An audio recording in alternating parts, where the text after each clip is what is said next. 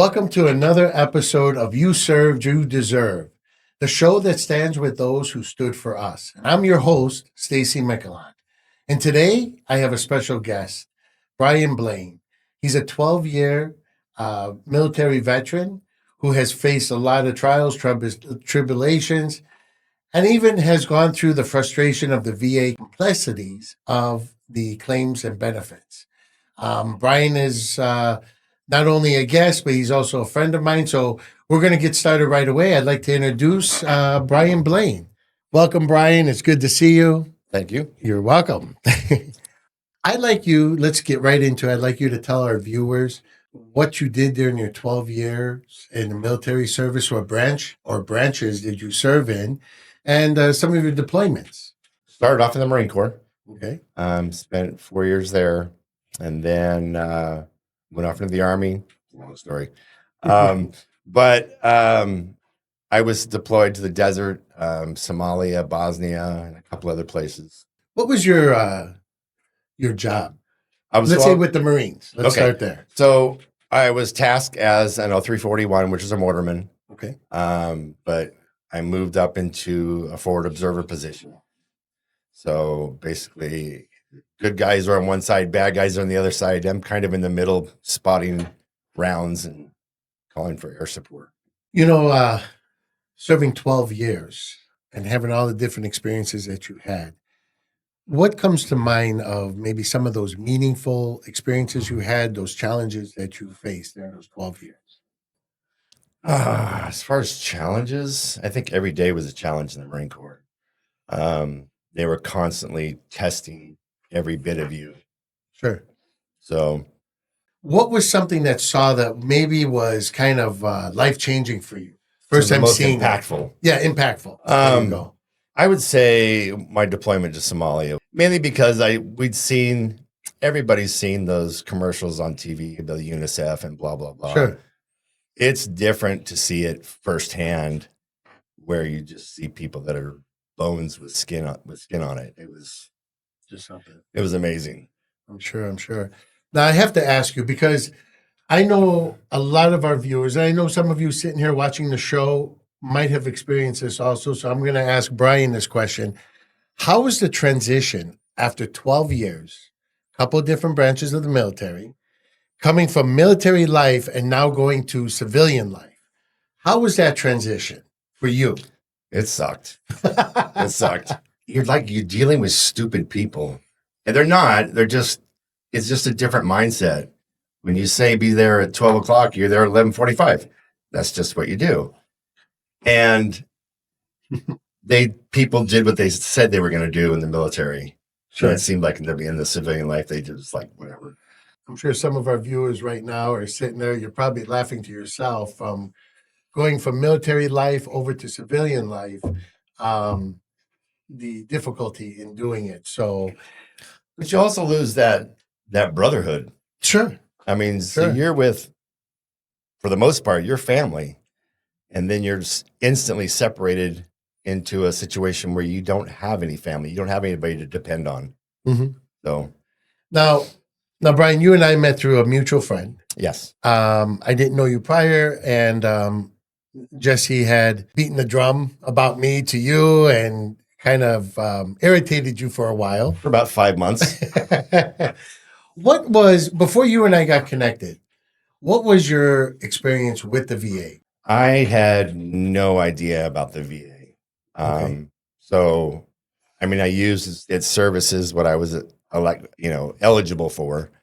And then when I went to get my rating done, I walked into some guy's VSO and told him what I wanted to claim, and he filled it out real quick and said, "Okay, you're good." I didn't know anything about it. I didn't know how the process worked. Sure. So then I just waited home for denial letters. Denial letters. Yes. How many of you feel that way? You know, you're sitting there going, denial letters. I have received many of those. I'm sure a lot of our viewers, just like you. How long did it take you to, what was your rating before we got started? What were you rated at? I made it to 60%. How long did it take you to get to that 60%? Actively, about 15 years. 15 years. So after you and I got connected and you and I talked, what did you expect from the process? Nothing. Yeah. I expected absolutely nothing. The main reason why I made that phone call is because my friend had been hounding me for 5 months. Sure. Make a phone call, make a phone call, make a phone call. I'm tired of it. And I figured, what do I have to lose? Mm-hmm. Really? I mean, I didn't have anything to lose. True. I want you to tell our viewers, because I know the viewers are looking at you right now and they're saying, you look like you're in good health, no problems. Veterans Advocate Center, we have a way of doing things, and we have certain rounds that we do. I'd like you to explain, what was the first thing that you filed for that when you and I started working together? You told me your percentage. It was 60%. Right. What was the first thing that I kind of educated you on to file for? So the first thing was the PTSD, anxiety, and depression. Mm-hmm. Now I'm going to stop you there. If you notice, he said PTSD, anxiety, and depression. Now, here's the reason why. All three fall under mental health. Now, the VA might say, oh, you don't have PTSD. If you don't file for anxiety and depression, what will happen is you'll get denial for PTSD when they would have given you an approval for anxiety and depression. Right. And you went through a lot of things.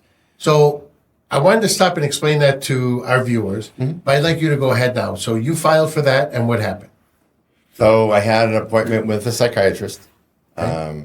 and we talked, and I didn't realize a lot of stuff that I was doing was not normal. Yeah. So I thought it was normal, but clearly it wasn't. So I had about an hour and a half conversation with him, and that was it. I was done. And, Okay, I'm going to stop you again. Okay. When you had that conversation, now Bryan is talking about a conversation with an independent medical opinion. You Correct. worked with a psychiatrist. Correct. I know quite a few psychiatrists that they're not VA approved psychiatrists. They don't work for the VA, but they do understand how to fill out, and I'm going to explain this in later shows too, a DBQ, which is a disability benefits questionnaire, and a nexus. Now, a nexus is how they take what you're dealing with now, and as you said, you didn't know what you were dealing with, you thought it was normal. They take what you're dealing with now and they tie it back to your service, which is very important. Bryan met with that particular psychiatrist for about 90 minutes or so, Right up. and they wrote up that DBQ, that nexus, and you submitted that to the VA. Correct. What did the VA do then? What was the next thing they did? I actually forgot about it for about 3 months. I was just, okay, I'm done. I'm over with. Waiting for a denial letter. Sure. And then they came back 100% permanent. But prior to coming back to 100%, they sent you to one of their doctors.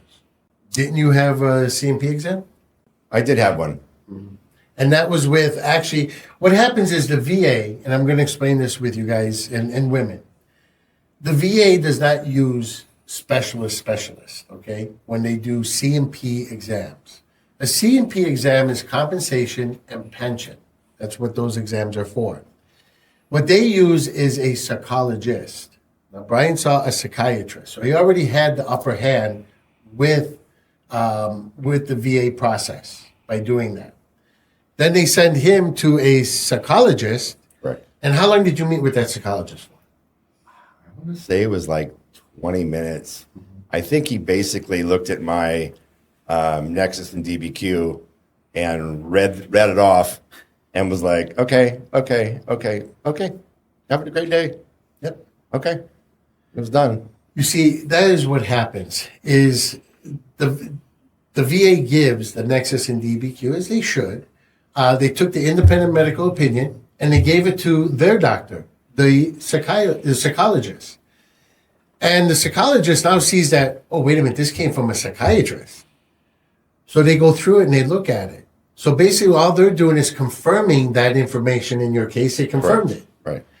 And that's what they will do. A lot of veterans don't realize is that you can turn around. Now, this is important. You can turn around and actually get your own medical opinion, your own independent medical opinion, go see a psychiatrist. Go talk to one, sit down, but make sure they know how to do a DBQ and a Nexus.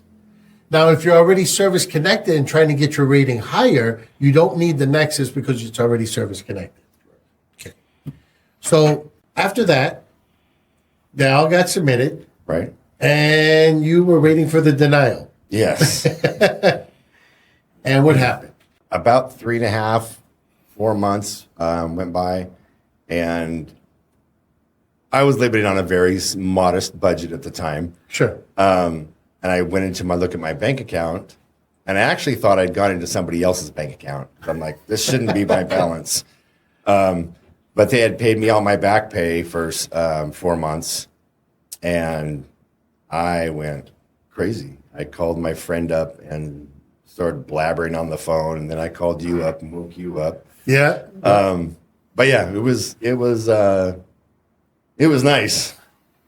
Now, I'd like you to talk to our viewers a little bit and tell them, how was it to work with myself, with Veterans Advocate Center, the communication, the whole process itself that you see? So that's where I see a lot of the breakdown with other places. Like my VSO, is when that paperwork went in, that's the last I've heard of him. I mean, literally, I didn't hear from him at all. We talked more on the phone as just hanging out. Yeah. Because there's nothing we could do. We had to wait for the VA. Right. But we would just keep in contact, I would say almost weekly. Yeah.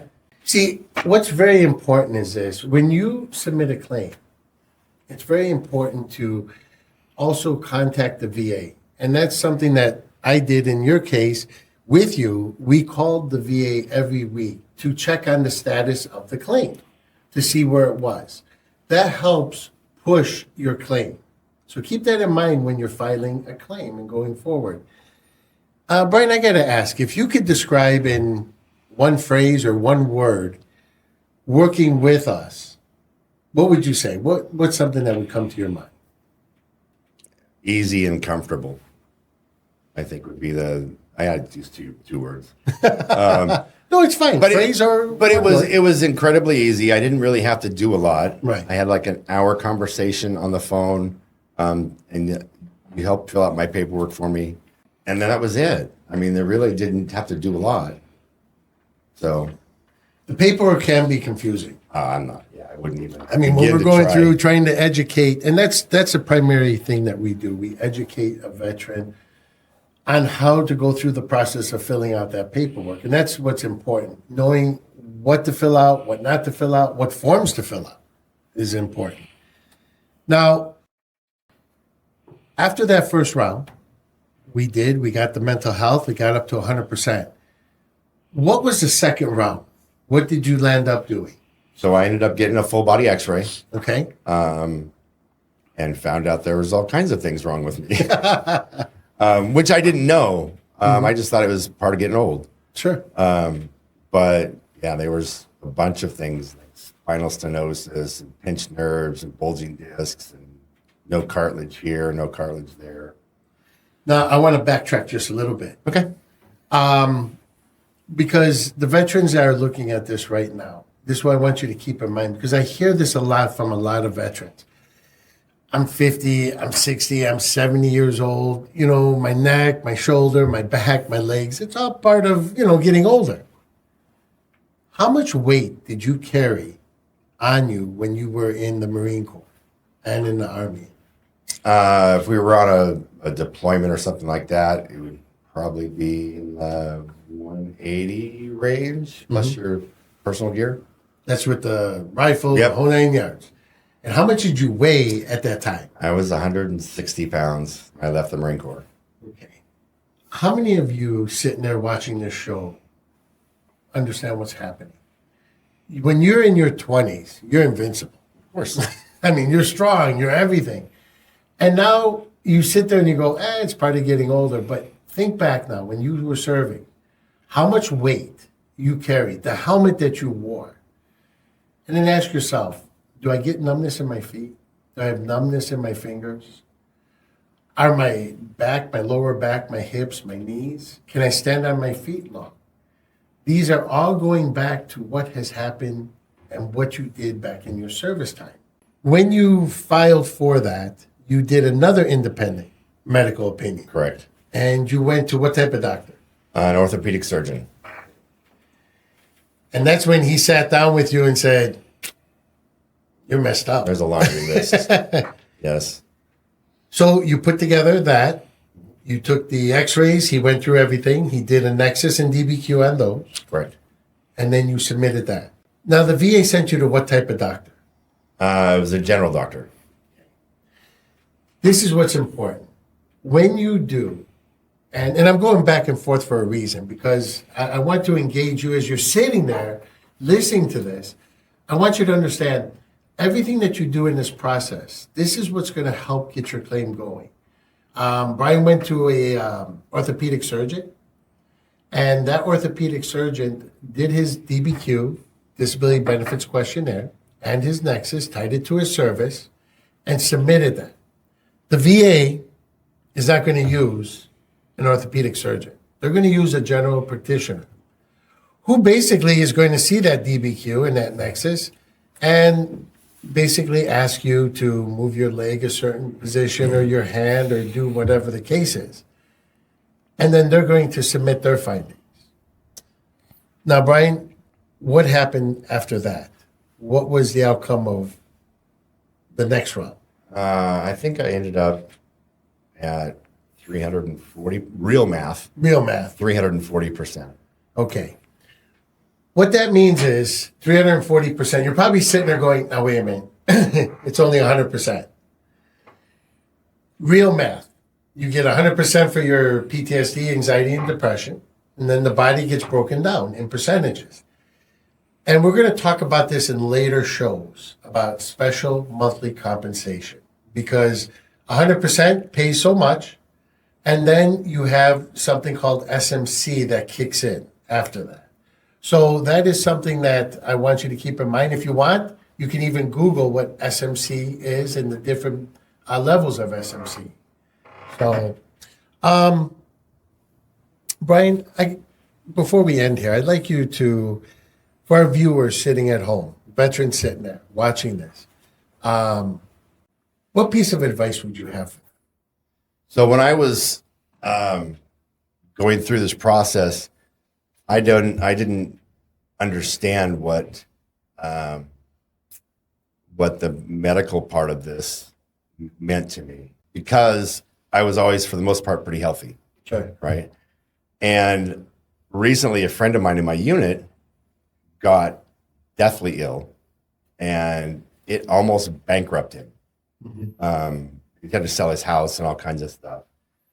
If he would have been covered with a VA, it wouldn't have had to have gone to that. Right. So, and I'm getting older, so it's nice to know that my medical benefits are covered. Our medical issues are covered. Sure.